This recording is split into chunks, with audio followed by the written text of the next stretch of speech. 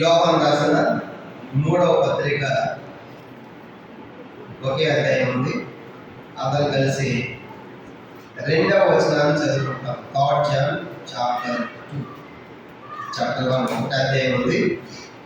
యోహాను రాసిన 3వ పత్రిక థర్డ్ జాన్ వర్స్ 2 2వ వచనాన్ని అందరూ కలిసి మనం చదువుకుంటాం. 3వ యోహాను పత్రిక 2వ వచనం. ప్రియుడా, నీ ఆత్మ వర్ధిల్చిన ప్రకారము అన్ని విషయంలో వర్ధిల్చు, సౌఖ్యముగా ఉండవాలని ప్రార్థించుచున్నాను. అది యోహాను రాస్తూ చెప్పే మాట. ప్రియుడా, నీ ఆత్మ వర్ధిల్చిన ప్రకారం, ఆత్మలో వర్ధిల్లాలి. అది చాలా ప్రాముఖ్యమైనది. కానీ ఆత్మలో వర్ధిల్లాలి అంటే ఎవరు ఆత్మలో వర్ధిల్లేవారు? ఈ రాత్రి ఒక 7 సంగతులు మనం చూడబోతున్నాము. ప్రార్థన. పరలోకమందున్న మా తండ్రి, పరిశుద్ధ దేవుని స్తోత్రాలు. ఇంతవరకు పాటల ద్వారా మీరు నామని కనపరుచుకున్నారు. మీ స్తోత్రాలు ప్రభా. అనేకమైన పాటలు పాడగలిగే వందనాలు. దాని వీలు బట్టి మీ స్తోత్రాలు. కరావాల్సిన వారు ఎవరిని ఏర్పడడం నడిపించి మహిపోదామని సమయంతో తీవ్ర కనిపించండి. చదివిన వాక్యం ద్వారా చేయవలసిన మా అందరితో మాట్లాడి మీరే మహిపోదామని సమస్త మహిమగంత మీకు ఆరంభించుకోండి. యేసుక్రీస్తు వారి పరిశుద్ధమైన నామం ప్రార్థించి స్తుతించి అద్భుతంగా వేడుకొనుచున్నాము తండ్రి.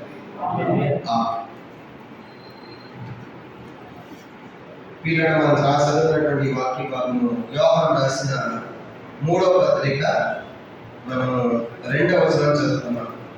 మొదటి యోహాను పత్రిక, 2వ యోహాను పత్రిక, 3వ యోహాను పత్రిక, ప్రకటన గ్రంథము, ఆ తర్వాత యోహాను సువార్త, ఇవన్నీ రాసింది కూడా అపోస్తుడైన యోహాను.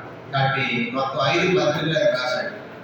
కాబట్టి యోహాను సువార్త, మొదటి 2, 3 యోహాను పత్రికలు, తర్వాత ప్రకటన గ్రంథము, ఈ 5 పుస్తకాలు కూడా ఆయన రాసింది అపోస్తుడైన యోహానుగా మనం చూస్తాం. యేసు రొమ్మున ఆనుకున్న శిష్యుడిగా పేరుగాంచాడు.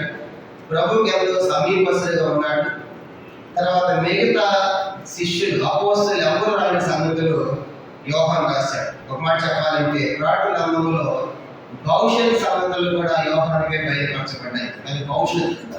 కానీ భవిష్యత్తులో ప్రపంచం ఏం జరుగుతుందనే సంగతులన్నీ కూడా దేవుడు పద్మాసు దీపంలో ఉన్న యోహాను గారికి బయలుపరిచినట్లుగా మనం చూస్తాం. అట్లాంటి యోహాను రాసిన పత్రికలు మనం 3వ పత్రికలో నుంచి 2వ మాట చదివాము. 2వ వచనం ఆయన ఏమి కోరుతాడంటే, ప్రియుడా, నీ ఆత్మ వర్ధిల్చున్న ప్రకారము నీవు అన్ని విషయంలోనూ వర్ధిల్లి సౌఖ్యముగా ఉండవాలని కోరుచున్నాము. అంటే ఎవరైనా బాగున్నారన్నారనుకోండి, చాలా బాగున్నాం. ఆత్మలో ఎట్లా ఉన్నారంటే, ఆత్మలో ఆత్మీయంగా ఎట్లా ఉన్నారంటే, ఆత్మలో అయితే మాత్రం కాస్త డౌటే. ఎందుకంటే చల్లారిపోయి పైకి మాత్రం బాగుంది. ఒకప్పుడు ఇల్లు లేదు, ఇల్లు వచ్చింది. ఒకప్పుడు ఉద్యోగం లేదు, ఇప్పుడు ఉద్యోగం వచ్చింది. కనుక ఒకప్పుడు గుడిసెలో ఉన్నాం, ఇప్పుడు రేపులు వచ్చాయి. ఇట్లాగా భౌతికమైన డెవలప్మెంట్లో మనం వర్దిల్లాం కదా. ఒకప్పుడు అట్లా ఉన్నాం. ఇంకా మా పిల్లలు అమెరికాలో ఉన్నారు, మా ఎక్కడ ఉన్నారు అంటే భౌతికమైన విషయాల్లో మనం వర్దిల్లాం, చాలా వర్దిల్లాం. కనుక టెక్నాలజీ బాగా పెరిగిపోయింది దినాల్లో. కాబట్టి భౌతికమైన దినాన్ని కూడా అధికమవుతుంది. కనుక సంతోషమే. కనుక భౌతికంగా వర్దిల్లాలి. దేవుడి ఉద్దేశం ఏంటంటే అసలు మానవుడు ఫలించాలని దేవుడు కోరుతున్నాడు. ఆదికాండం 1:8లో మీరు ఫలించి అభివృద్ధి పొందండి అని ఆదాముతో చెప్పాడు. ఆదాము దేవుడి మాట కనుక ఫలించలేక వర్దిల్లేక పాపం చేసి తప్పిపోయాడు. అదే మాట నోవహుతో చెప్తాడు. ఆదికాండం 9వ అధ్యాయం 1వ వచనంలో కూడా మీరు ఫలించి అభివృద్ధి పొందండి అంటాడు. నోవహు కూడా తాగుబోతుడై ఫలించలేకపోయాడు. అదే మాట మళ్ళీ యాకోబుతో చెప్తాడు. ఆదికాండం 35:11లో మీరు ఫలించి అభివృద్ధి పొందండి అంటాడు. యాకోబు కూడా మోసగాడి సరిగా ఫలించలేకపోయాడు. కొత్త నిబంధనలో యేసు ప్రభువు చెప్తాడు. యోహాను సువార్త 15వ అధ్యాయం 8వ వచనం అంటాడు, మీరు బహుగా ఫలించడం వల్ల నా తండ్రి మహిమపరచబడు. దేవుడి ఉద్దేశం మానవుడు ఫలించాలని, వర్ధిల్లాలని దేవుడు కోరుతున్నాడు. అయితే రాత్రి ప్రశ్న ఏంటంటే, భౌతికమైన వర్ధిల్లేది కాదు, కానీ ఆత్మలో మనం ఎట్లా ఉన్నాం, ఆత్మీయ జీవితంలో ఎలా మనం వర్ధిల్లుతున్నాం. ఆత్మీయ జీవితంలో వర్ధిల్లడం అంటే ఒకప్పుడు గంటే ప్రార్థన చేసేవాళ్ళండి, ఇప్పుడు 2 గంటలు చేయాలి. ఇప్పుడు మనం గంట రివర్స్లో ఉన్నాం. ఒకప్పుడు గంట చేస్తే ఇప్పుడు మనం అరగంటకి వచ్చేసాం, అరగంట చేసేవాడు పావు గంటకి వచ్చేసాం. అంటే ఆత్మలో తగ్గిపోయాం. కాబట్టి అది చాలా ప్రాముఖ్యమైనది. భౌతికమైన విషయాల్లో ఎంతో డెవలప్మెంట్ మనం చూస్తున్నాం కనుక, చదువులో కానీ ఉద్యోగాల్లో కానీ ఇట్లా భౌతికమైన అన్నింటిలో కూడా మనం ఎంత సెటిల్మెంట్ అయ్యాం కనుక గొప్పగా ఉన్న దేవుడు దీవించాడు, సంతోషమే. కానీ అయితే దానికంటే ప్రాముఖ్యమైనది ఆత్మలో కూడా దినదిన మనము వర్ధిల్లాలి. ఆత్మలో వర్ధిల్లేవారు ఎవరు వర్ధిల్లుతారనేది రాత్రి దేవుని వాక్యం నుంచి ఒక 7 సంగతులు మనం త్వరగా చూద్దాం. మన ఆత్మలో వర్ధిల్లాలంటే, ఆత్మలో వర్ధిల్లి దీవెన పొందాలంటే, ఆశీర్వాదం పొందాలంటే మొట్టమొదటి సంగతి, ఆత్మలో వర్ధిల్లాలంటే చేయవలసిన మొదటి పని సామెతల గ్రంథము 28వ అధ్యాయం. సామెతల గ్రంథం 28వ అధ్యాయము 13వ వచనాన్ని అందరం చదువుకుంటాం. ఇది మొదటి ప్రాముఖ్యమైన సంగతిగా మనం చదువుకుంటాం. సామెతల గ్రంథము 28వ అధ్యాయం 13వ వచనాన్ని అందరం కలిసి మనం చదువుకుంటాం. సామెతలు 28:13 చదవండి. అతిక్రమమును దాచిపెట్టువాడు వర్ధిల్లడు, వాటిని ఒప్పుకొని విడిచిపెట్టువాడు కనికరము పొందును. ఇది మొట్టమొదటి సంగతి అండి. మనము ఆశీర్వదించబడాలంటే, వర్ధిల్లాలి అంటే, ఫలించాలి అంటే మొట్టమొదటి జరగాల్సిన మొదటి పని అతిక్రమములను ఒప్పుకోవాలి. అతిక్రమములు, పాపములు, దోషములు మనం దేవుని యొక్క ఒప్పుకోవాలి. దాచిపెట్టక మనం ఏం చేయాలి? వాటిని ఒప్పుకోవాలి. అంటే అతిక్రమలు దాచిపెట్టేవాడు వర్ధిల్లాడు. వర్ధిల్లాలి అంటే అతిక్రమములను ఒప్పుకోవాలి. కాబట్టి అనగా అతిక్రమములు, పాపములు, దోషములు ఎవరైతే ఒప్పుకుంటారో అక్కడి నుంచే ప్రారంభమవుతుంది ఆశీర్వాదం. అది 32వ కీర్తన ఏమంటున్నాడు? ఎవరంటే ఆశీర్వదించబడేవారు. 32వ కీర్తన 32వ కీర్తన మనం గమనించమంటే మొదటి 2 వచనాలు. కీర్తన 32 మొదటి 2 వచనాలు. తన అతిక్రమములకు పరిహారం పొందినవాడు, తన పాపములకు ప్రాయశ్చిత్తం పొందినవాడు ధన్యుడు. యెహోవా చేత నిర్దోషించబడిన వాడు ధన్యుడు. ఆత్మలో కపటము లేనివాడు ధన్యుడు. గమనించాడు. అతిక్రమములకు పరిహారం పొందినవాడు, తన పాపములకు ప్రాయశ్చిత్తం పొందినవాడు ధన్యుడు. అని తెలుగులో ఇంగ్లీష్లో బ్లెస్సెడ్ మ్యాన్ అంటే ఆశీర్వదించబడ్డాడు. ఎప్పుడు మనకు ఆశీర్వాదం ప్రారంభమవుతుందంటే మన పాపములు ఎప్పుడైతే క్షమించబడ్డాయో ఆ రోజే ప్రారంభమవుతుంది మన యొక్క ఆశీర్వాదం. కనుక మన యొక్క ఫలితం, మన యొక్క వర్ధిల్లేది అక్కడితోనే ప్రారంభమవుతుంది. వాటి రాత్రి కావాలని సరే మీ పాపలు ఒప్పుకోకుండా ఉంటే, మీ పాపాలు క్షమించబడకుండా ఉంటే, ఈ రాత్రి దేవుడు మాట్లాడుతున్నాడు. రెండు దేవుడు వర్ధిల్ల చేయాలని, దీవించాలని, ఆస్వాదించాలని, ఫలింప చేయాలని కోరుతున్నాడు. అయితే దాన్ని కొనవలసిన మొదటి సంగతి ఏంటంటే అతిక్రమములను, పాపములను మనం ఒప్పుకోవాలి. కానీ అది చాలా ప్రాముఖ్యమైన సంగతి. ఎందుకంటే ఆ పాపములు, అతిక్రమములు ఒప్పుకున్న తోడనే దేవుడి యొక్క ఆశీర్వాదము మనం పొందేవారు ఉంటారు. అది చాలా మంది వారి జీవితాల్లో దేవుని వద్దకు వస్తారు. యాంత్రికంగా ఆచరించిపోయేది కాదు. కానీ మన పాపములు ఒప్పుకున్న దినం ఒకటి ఉండాలి. ఎవరు ఒప్పుకోవాలి? రోమపత్రిక 10వ అధ్యాయం 8లో చెప్పాడు కదా, 6-7 వచనాలు. అదేమనగా యేసు ప్రభువుని నీ నోటితో ఒప్పుకొని దేవుడు మృతుల్లో నుండి ఆయనను లేపదని నీ హృదయమందు విశ్వసించిన నీవు రక్షింపబడు. ఆ రీతిగా యేసు ప్రభువు అని ఒప్పుకోవాలి. కనుక యేసు నా దేవుడు, నా రక్షకుడు, నా పాపములకు చనిపోయాడు అనేటువంటి ఆ ఒప్పుదల మనం ప్రతి ఒక్కరు మనం కలిగిన వారు ఉండాలి. కనుక అదే మాట మనం చదువుతున్నాం. రోమపత్రిక 10వ అధ్యాయంలో రాయబడి మనం చూస్తాం. రోమపత్రిక 10వ అధ్యాయం 9వ వచనంలో మనం చూస్తాం. ఆ రీతిగా ఎవరైతే యేసు ప్రభువును ఒప్పుకుంటారో, కనుక యేసు ప్రభువుని నోటితో ఒప్పుకుంటారు, వారి పాపములు యేసు ప్రభువుని ఒప్పుకుంటారో వారు క్షమించబడేవారుగా, రక్షించబడేవారుగా, ఆస్వాదించబడేవారుగా దేవుని పాటలు మనం సెలవిస్తా ఉంది. అందుకే బైబిల్ సెలవిస్తా ఉంది, ఇదే మీకు అనుకూలమైన సమయం నేడే రక్షణ దినము. ఎంత గొప్ప రక్షణను మనం నిర్లక్ష్యం చేస్తే ఎలాగూ తప్పించుకుంటాం.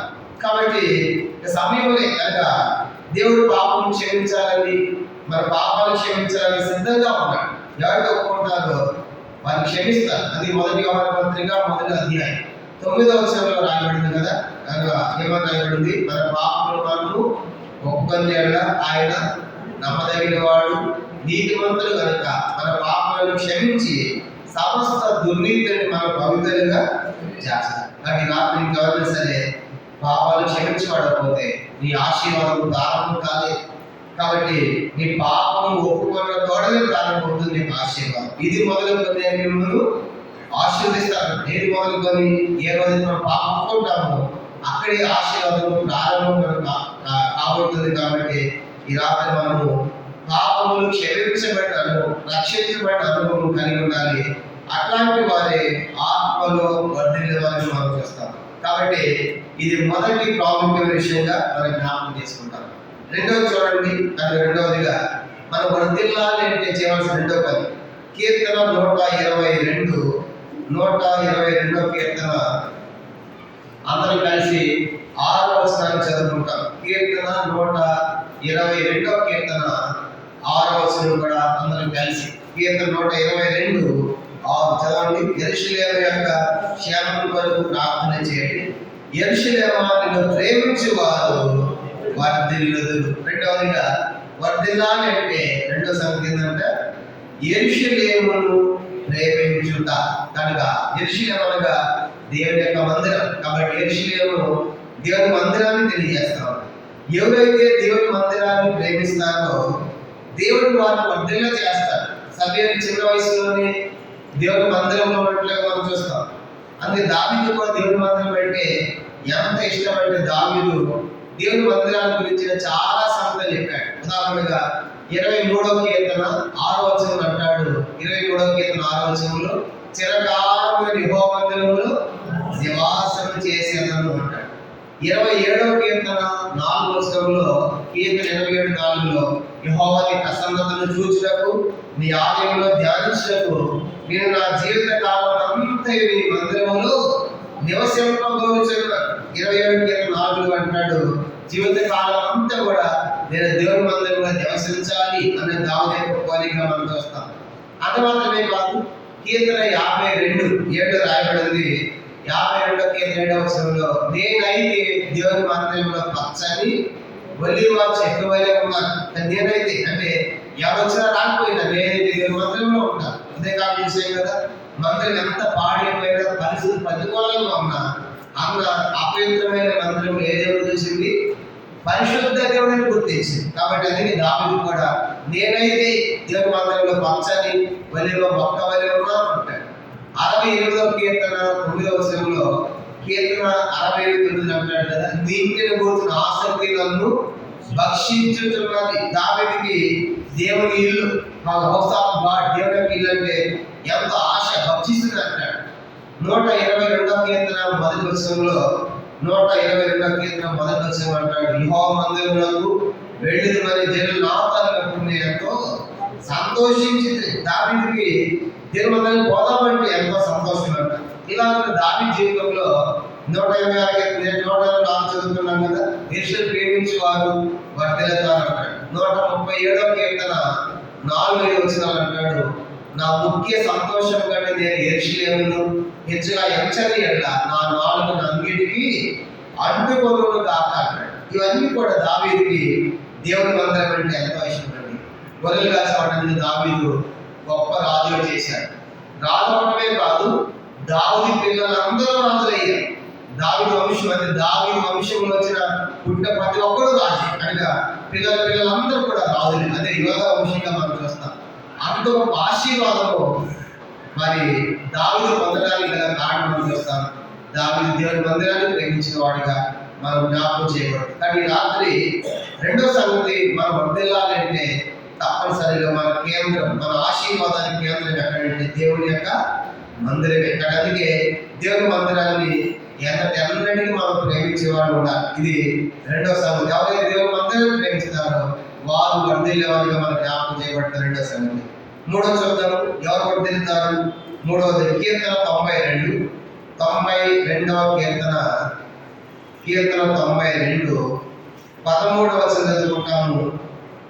92వ కీర్తన 13వ వచనం యెహోవా మందిరములో నాటబడిన వారై వారు మన దేవుని ఆవరణములలో వర్ధిల్లుదురు. మనకు గమనించిన మూడవదిగా ఎవరు వర్ధిల్లుతారంటే మందిరం ప్రేమించడం అంటే ఏదో కాసేపు చెల్లిపోవడం కాదు. మందిరంలో నాటబడిన అనుభవం కలిగిన వారు. కనుక మందిరంలో నాటబడిన అనుభవం అంటే మందిరంలో జరిగేటువంటి ప్రతి కార్యక్రమాల్లో మనం పాల్గొనే వారు ఉండాలి. కాబట్టి మందిరంలో నాటబడిన అనుభవం అంటే దేవుని మందిరంలో జరిగే ప్రతి కార్యక్రమాల్లో మనం పాల్గొనే వారిగా ఉండాలని దేవుని యొక్క వాక్యం మనకి జ్ఞాపకం చేస్తుంది. అది సంఘ ప్రార్థన కావచ్చు, ఆలయ ప్రార్థన కావచ్చు, ఉపవాస ప్రార్థన కావచ్చు, ఇలా దేవుని మందిరం యొక్క నాటబడిన అనుభవాన్ని మనం కలిగి ఉంటారు. ఎప్పుడైతే దేవుని మందిరం నాటబడడం కలిగి ఉంటారో వాళ్ళు ఎట్లా ఉంటారంట, ఈ యొక్క నెల యొక్క క్యారెట్ వాక్యం కూడా అదే, వాటి జలములు ఎంత నాటబడిన చెట్టు వల్ల ఉంటారు. ఇరిమియా గ్రంథం 17వ అధ్యాయం. నాటబడిన వారు ఎట్లా ఉంటారంటే దేవుని మందిరంలో నాటబడిన వారు వాళ్ళు ఎండిపోరంట, ఫలాలు కూడా ఇస్తారు. ఇరిమియా గ్రంథం 17వ అధ్యాయం 7 వచ్చిన ఇరిమియా గ్రంథము 17వ అధ్యాయము, ఇరిమియా గ్రంథం 17వ అధ్యాయం 7 వచ్చిన యెహోవాను నమ్ముకుని వాడు ధన్యుడు, యెహోవానికి ఆశ్రయంగా ఉండును, వాడి జలముల మీద నాటబడిన చెట్టు వలె ఉండును, అది కాలువల ఓరను దాని వేళ్లను తను ఎక్క కలిగిన దానికి భయపడదు, దాని ఆకు పచ్చగా ఉండదు, వర్షమైన సంవత్సరం చెంతవద్దు కాపుమా, వాడు జలములకు నాటిన చెట్టు వలె ఉంటాడు. ఆ నాటిన చెట్టు దాని కాలువల ఓరను దాని వేడి తల్లబడి తల్లి వెక్క కలిగిన కూడా భయపడలేదు, ఆకు పచ్చగా ఉంటుంది, వర్షం లేని సంవత్సరంలో కూడా చెమటలొందకుండా కాపు మారుతుంది. అలాంటి ఆశీర్వాదము మనం పొందేవారు ఉంటాం. కాబట్టి 3వ సంగతి మనకు జ్ఞాపకం చేయబడుతుంది. ఎవరు వర్ధిల్లేవారంటే దేవుని మందిరంలో నాటబడిన అనుభవం కలిగిన వారు. అందుకే సమయాలు చూడడం, చిన్న వయసులోనే వారు మాన్పించగానే తల్లి తీసుకుని ఎక్కడ వదిలిపెట్టింది, ఆయన దేవుని యొక్క మందిరం వదిలిపెట్టింది. అలా మందిరం వదిలిపెట్టిన తర్వాత చిన్న వయసులోని సమయాలు ఎంతగా ఆశ్రదించబడ్డారంటే, చిన్న వయసులోనే మందిరం నాటబడ్డాడు. చిన్న సమయాలు ఆయన గొప్ప ప్రవక్త అయ్యాడు, రాజు అవుతాడు, న్యాయాధిపతి అవుతాడు, దీర్ఘదర్శి అవుతాడు. దానికి ఇలాగా ఎన్నో గొప్ప దాదాపు 4 స్థానాలు, 4 పోస్టులు సమయం ఉన్నాయి. కనుక అంత గొప్పడు ఎలా దాఖలు సమయం అంటే తల్లి చిన్న వయసులోనే మందిరంలో పిల్లవాడు నాటింది. కాబట్టి అందుకే మందిర కార్యక్రమాలు, సేవా కార్యక్రమాలు, పరిచర్యలు కనుక సమయం ఎదుగుతూ వచ్చాడు. ఏమని రాయబడింది, అతను యెహోవా ఏది యెహోవా పరిచర్య చేయించడం రాయబడింది. కాబట్టి మందిరం పాడైపోయిన, పరిస్థితులు పాడైపోయిన సమయం మాత్రంలో దేవుడితో ఉన్నాడు. కనుక ఎంతో ఆశీర్వాదం అంటే మనమైతే మన పిల్లలు బహుశా అక్కడ మందిరమే సరిగా లేదు, సేవకుడే సరిగా లేదు, ప్రజలే సరిగా లేదు, అక్కడికి ఎందుకు మానేస్తాం. కానీ ఆ చెడిపోయిన మందిరంలోనే, అపయుక్తమైన మందిరంలోనే, ఆ యొక్క ఏలిక దుర్మార్గం ఆ మందిరంలోనే సమయాలు గొప్పవాడు కాగలిగాడు. కారణం ఏంటంటే సమయాలు తన స్థానం ముందు పండుకొని మాట చూస్తాం. మొదటిసారి 3వ వచనంలో సమయాలు అంటే తన స్థానంలో తన ప్లేసుతో ఉన్నాడు. మిగతా వాటిని పాల్గొని పొందడం లేదు, మధ్యలో ఉన్నాడు, తన పరిణితం చేసుకుని వెళ్ళిపోతున్నాడు. అందుకే సమయాలు నాటు అడుగు కలుగుతున్నారు. సమయాలు నేను ఎంతగా దీవించాడంటే దాను మొదలుకొని బేర్షెబా వరకు, దాని నుంచి బేర్షెబా గొప్ప ప్రవక్తగా స్థిరపరచబడ్డాడు. తర్వాత సమయాలు మరి ఆ పెద్దవాడు ఎక్కడ తప్పుకోలేదు. అంతో ఆశీర్వాదం సమయం ఎలా కలిగిందంటే సమయాలు చిన్న వయసులోనే మందిరంలో నాటబడిన అనుభవం. అది చాలా ప్రాముఖ్యమైనది. కొన్నిసార్లు కొంతమంది తల్లిదండ్రులు పిల్లలు పంపిస్తారు దేవుని ఇంత పని చేయడానికి, ఎంత సంతోషం. కొంతమంది తల్లిదండ్రులు ఏమో మా పిల్లలు చేయాలా, ఇప్పుడు మా వాళ్ళు చేస్తారు కనుక మిగతా వాళ్ళు లేదంటే సన్నిధి వాళ్ళు ఉంటారు. ఎవరు చేస్తారో వాళ్ళకి ఆశీర్వాదం. అది ఉదాహరణ సమయాలు. కాబట్టి సమయాలు ఆ చిన్న వయసులో నాటబడి చేసిన పని ద్వారా గొప్ప ప్రవక్త దేవుడు సెలవించాడు. ఇది 3వ సంగతిగా మనకు జ్ఞాపకం చేయబడుతుంది. మనం ఆశ్రదించాలంటే మొదటిగా పాపం ఒప్పుకోవాలి, రెండవదిగా మందిరాన్ని ప్రేమించాలి, మూడవది మందిరంలో నాటబడిన అనుభవాన్ని మనం కలిగి ఉండాలి. 4వ చదువు, 4వది 2వ దినవృత్తాంతములు 26వ అధ్యాయం. 2వ దినవృత్తాంతములు 26వ అధ్యాయము 5వ వచనం చదువుకుంటాము. 2వ దినవృత్తాంతములు 26వ అధ్యాయము 5వ వచనము మనం చూద్దాము. ఇది 4వ సంగతి. మనం వర్ధిల్లాలి అంటే ఆత్మీయంగా చేయవలసిన పని. 2వ దినవృత్తాంతములు 26:5వ వచనం. దేవుని ప్రత్యక్ష విషయమందు తెలివితేటల చక్కని దినములో అతడు దేవుని ఆశ్రయించను, అతడు యెహోవాను ఆశ్రయించినంత కాలం దేవుడు అతన్ని వర్ధిల్ల చేశాను. గమనించామంటే ఎప్పుడు వర్ధిల్ల చేశాడంటే ఈ ఉజ్జియాను యెహోవాను ఆశ్రయించినంత కాలం వర్ధిల్ల చేశాడు. అంటే ఎవరు దేవుని ఆశ్రయిస్తారో, దేవుని మీద ఆధారపడతారో దేవుడు వాళ్ళు ఏం చేస్తాడు? ఆశీర్వదిస్తాడు, వర్ధిల్ల చేస్తాడు. కాబట్టి ఆ 4వ సంగతి దేవుని ఆశ్రయించుట. కాబట్టి అందుకే దావీదు నా రక్షణకర్త, నా కోట, నా కొండ, నా శైలము, నా దుర్గము, నా ఆశ్రయం, ఇలాంటి పదాలని దావీదు కీర్తనలు ఎక్కువగా ఉపయోగించాడు. కారణం ఏంటంటే నా దావీదు నీవే, నా ఆశ్రయము నీవే, ఆపత్కాలంలో దేవుడు ఆశ్రయం దుర్గమై ఉన్నాడు. ఇవన్నీ కూడా దావీదు చెప్పగలిగిన మాటలు మనం చూస్తాం. కానీ 4వదిగా మనం ఆశీర్వదించబడాలంటే, వర్ధిల్లాలంటే దేవుని మనము ఆశ్రయించే వారిగా ఉండాలి. ఈ యోధా వారు దేవుని ఆశ్రయించారు. ఏం జరిగింది వాళ్ళకి? 2వ దినవృత్తాంతములు చూడండి. 2వ దినవృత్తాంతములు గమనించామంటే 13వ అధ్యాయం. 2వ దినవృత్తాంతాలు 13వ అధ్యాయం 18వ వచనం. 2వ దినవృత్తాంతములు 2వ దినవృత్తాంతాలు 13వ అధ్యాయము 18వ వచనం చదువుకుంటాం. ఈ ప్రకారము ఇశ్రాయేలు వారు ఆ కాలమును తగ్గింపబడిన గాని యోధా వారు తమ పితరుల దేవుడైన యెహోవాను ఆశ్రయించిన హేతువు చేత జయం పొందిరి. కనుక ఈ సందర్భం ఏంటంటే ఇశ్రాయేలుకి యోధాకు యుద్ధం వస్తుంది. కనుక యోధా రాజ్యము అబియగా ఉంటాడు, ఇశ్రాయేలు రాజ్యము మరి గమనించామంటే మరి యెరోబాము ఉంటాడు. యెరోబాము దాదాపుగా 8 లక్షల సైన్యంలో ఆయన వస్తాడు. అబియా సైన్యం 4 లక్షలు ఉంటుంది. అప్పుడు అంటాడు యోధా రాజు, వద్దు మా యుద్ధానికి వద్దు, ప్లీజ్, కనుక మీరు సేవించే దేవతలు దూడలు, మా దేవుడు నిజమైన దేవుడు, మేమే గెలుస్తాను, వద్దని అబియా చెప్పిన వినకుండా యెరోబాము యుద్ధానికి వస్తాడు. 8 లక్షల మందిలో ఈ 4 లక్షల మంది ఏం చేస్తారంటే 5 లక్షల మంది చంపేస్తారు. 2 లక్షల మందిని 5 లక్షలు ఊహించండి. వాళ్ళే 8 లక్షలు, వీళ్ళేమో 4 లక్షలు. 4 లక్షల సైన్యంలో 8 లక్షలు 5 లక్షలు చంపేశారు. ఘోరంగా సంహరిస్తారు. కారణం ఏంటంటే అక్కడ రాయబడింది వారు ఎవరు ఆశ్రయించారంట?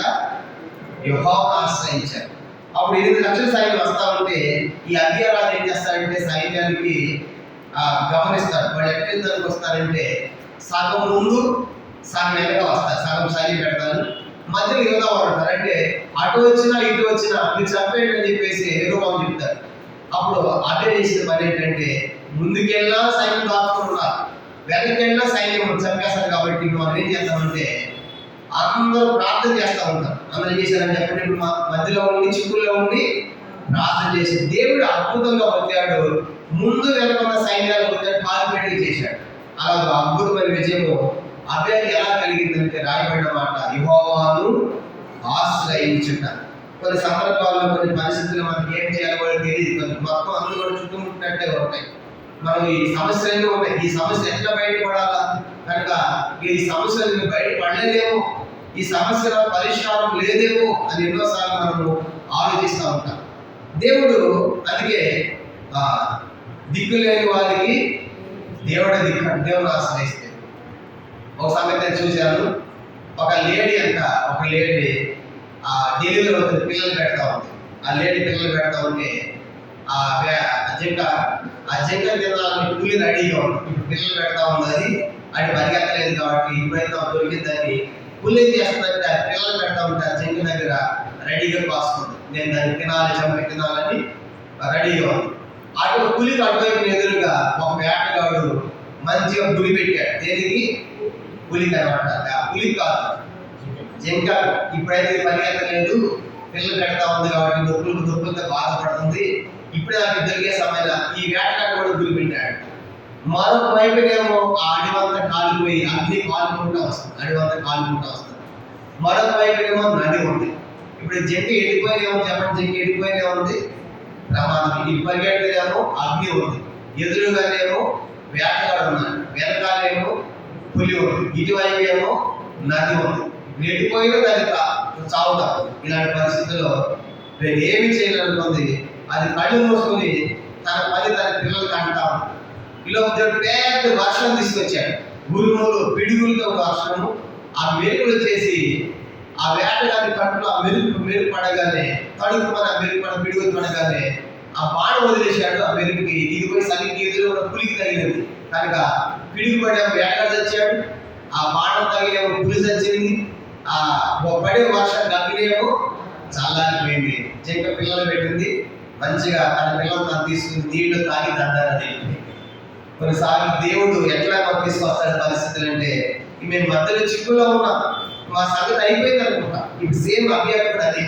ముందు వెళ్ళిన సైన్యమే 4 లక్షల వెనకాల 5 లక్షల సైన్యం 2 భాగాలు పెట్టుకున్నారు, మధ్యలో చెప్పాలంటే. అలాంటి పరిస్థితుల్లో దేవుడిని ఆశ్రయించినప్పుడు దేవుడు తప్పనిసరిగా తన ప్రజలకు ఏదో ఒక వీలు దారి కలిగేస్తాడని చెప్పడానికి, ఆయన ఆశ్రయించిన వాళ్ళకి అర్థమవుతుంది దేవుడు నా జీవితంలో ఇలాంటి అసాధ్యమైన కార్యం చేశాడని చెప్పడానికి చక్కటి ఉదాహరణ మీద జ్ఞాపకం చేయబడుతుంది. 4వదిగా ఎవరు వర్ధిల్లేవారంటే చెప్పండి, ఎవరంటే దేవుని ఆశ్రయించేవారు. ఇది 4వ సంగతి. 5 చూద్దాము. 5వది ఇర్మియా గ్రంథం.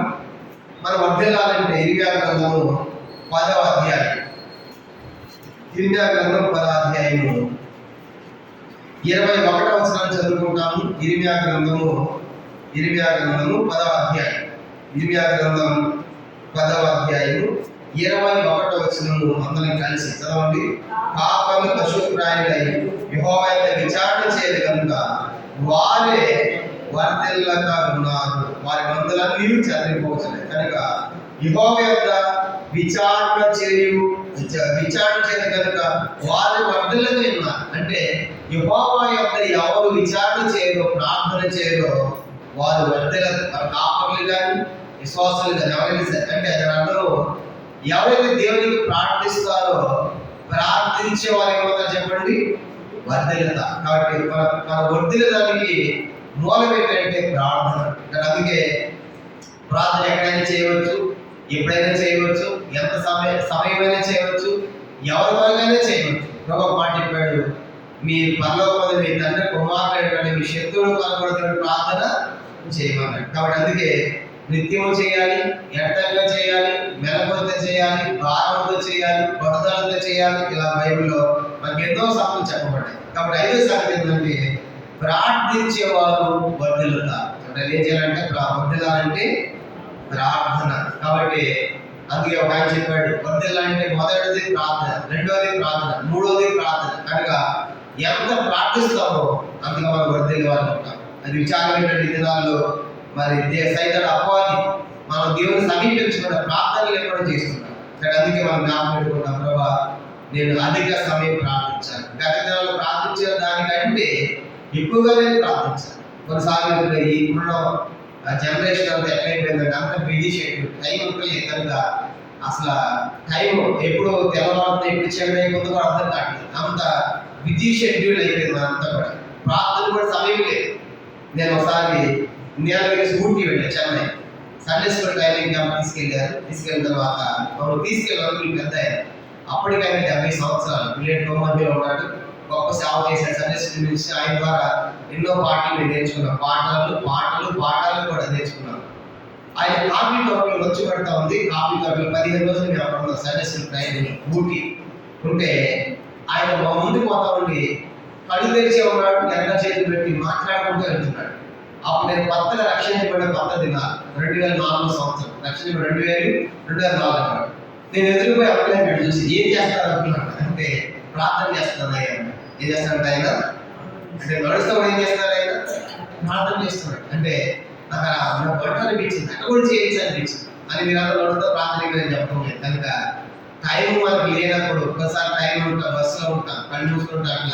అట్లా ఉన్న స్థలంలో మనం దేవుడికి ఏం చేయొచ్చు, ప్రార్థన చేయాలి. అది ఎవరికంటే నీ సమయం లేనప్పుడు. కనుక కొన్నిసార్లు ఏమంటే బస్సులో ప్రయాణం చేస్తాం, ట్రైన్ ప్రయాణం చేసినప్పుడు, కొన్నిసార్లు ట్రైన్ మంచి టైం అనుకున్నప్పుడు అలా కళ్ళు మూసుకుని దేవుని శుద్ధిస్తూ ఉంటాయి, దేవుని ప్రార్థన చేస్తూ ఉంటాయి. అలాగా మన సమయం దొరికిన కాబట్టి దేవునితో సంబంధంలో మనము ఉండాలనుకుంటున్నాడు. ఇది 5వ ప్రాముఖ్యమైన సంగతి. ప్రార్థించేవారు వర్ధిల్లుతారు. ఎట్లా ప్రార్థన చేయాలి, మోకాళ్ళుని ప్రార్థించాలి. బైబిల్లో అపోస్తలుడైన పౌలు, పేతురు గారు, అపోస్తలులు అందరూ కూడా వాళ్ళు మోకరించి ప్రార్థించారు. నాకు సాధ్యమైనంత వరకు అనారోగ్యంగా ఉండి లేదా పేషెంట్లుగా జబ్బులుగా ఉంటే తప్ప ప్రార్థన అనగాలించే మన దేవుని సన్నిధిలో మోకరించేది. మన దేశంలో వారే మనుషులు ఉన్నప్పుడు మోకాళ్ళు ప్రార్థన చేస్తారు. లోకాసు 22 రాత్రి దూరం వెళ్ళి మోకాళ్ళని ప్రార్థించాడు. ఆయన చక్కటి ఉదాహరణ. దానియేలు మోకరించి ప్రార్థించాడు.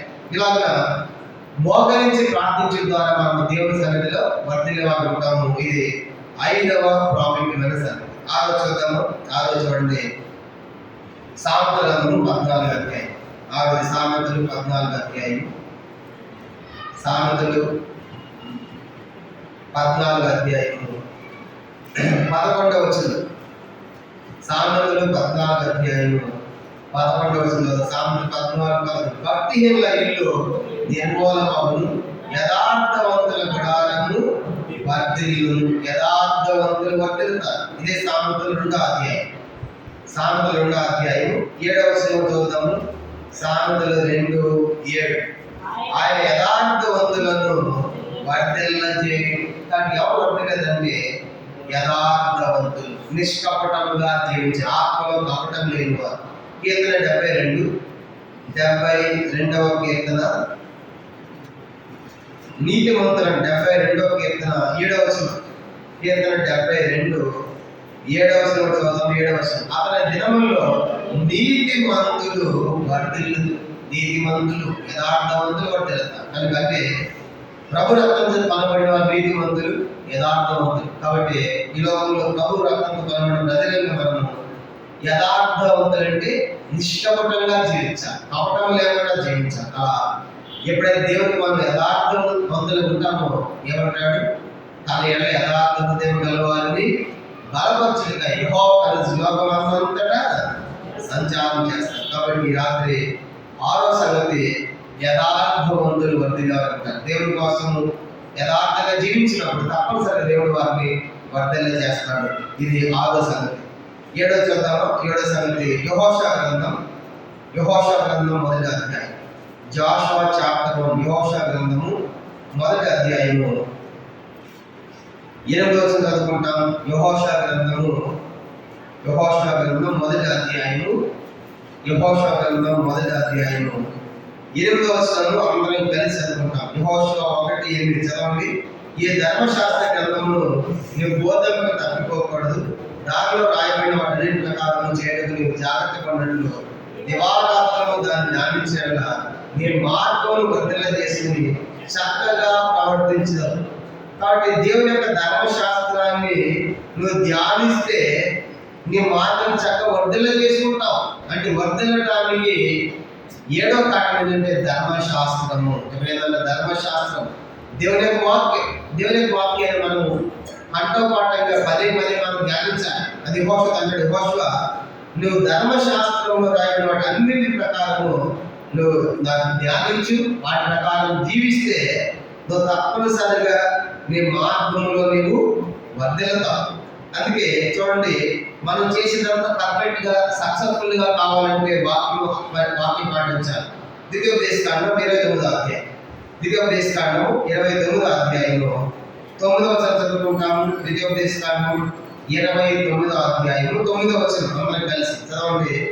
కాబట్టి మీరు చేయనంతే చక్కగా జరిగినట్లు ఈ నిబంధన వాక్యములను అనుసరించి నడుచుకొనవలెను. మనం చేసినంత సక్సెస్ఫుల్ కావాలంటే దేవుని యొక్క వాక్య ప్రకారం మనం జీవించాలి. అంటే దేవుని యొక్క వాక్యమును అనుసరించి నడవాలి, దేవుని యొక్క వాక్యాన్ని ధ్యానించాలి.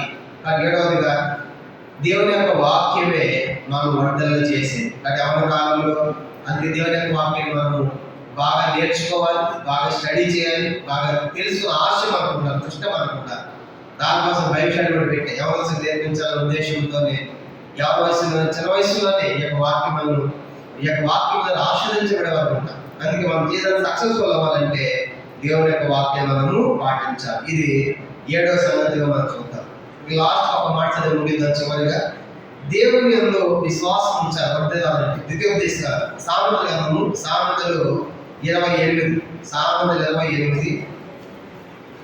సామెతల గ్రంథం 28వ అధ్యాయం 25వ వచనం చదువుకుంటాం. సామెతలు 28 ఆఖరిగా సామెతలు 28 25 చదువుతూ మనం ముగిద్దాం. చదవండి. 28-25. పేరాస గలవాడు కలహమును రేపును, యెహోవా యందు నమ్మకం ఉంచువాడు వర్ధిల్లును. కాబట్టి దేవుని యొక్క నమ్మిక, విశ్వాసం, దేవుని మీద విశ్వాసం ఉంచేవారు వర్ధిల్లుతారు. కానీ రాత్రి ఇవన్నీ కూడా మనం జ్ఞాపకం చేసుకుంటాం.